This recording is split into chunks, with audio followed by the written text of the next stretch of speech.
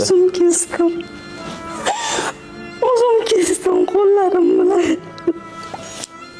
Ish bilan bo'lib, boshqa bo'lib e'tibor bera olmadim. To'g'risi, akalariga qaratib qo'ydim. Kichkinaligidan bo'lgan ekan bu narsa. Boshim og'riyapti desa ham dori berib tuzalib qolding deb ish buyurib ketaverdim. Men bilmay qoldim. Bizani ham kechiring opa, biz ham kech sizdan bog'landik. Mayli kech bo'lsa ham, Xudoga shukr. Qarang, bizni ko'ryapsiz, taniyapsiz, uydagilaringizni bugun taniyapsiz, his qilyapsiz. Bosh og'rig'i sizda yo'q. Sochlaringiz uzun, go'zalsiz. Bizni ko'rayotgan minglab, 10 ming, 100 minglab insonlar atigi 5 ming so'mdan qo'lingizdan kelgancha yordam qiling. Shu videoni hech bo'lmasa bir dona yaqin insoningizga boring. Hech bo'lmasa istoriya qo'yib bering. Hech bo'lmasa kommentariyada Zilola uchun duo qilib qo'ying. Shunchaki befarq bo'lmang.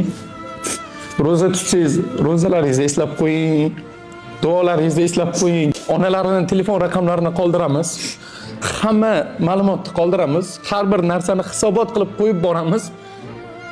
Qo'lingizdan kelgancha yaxshilik qiling.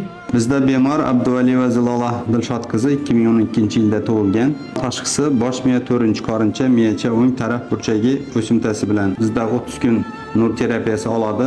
Har bir holatda sizlarga hisobot qilib berib boramiz.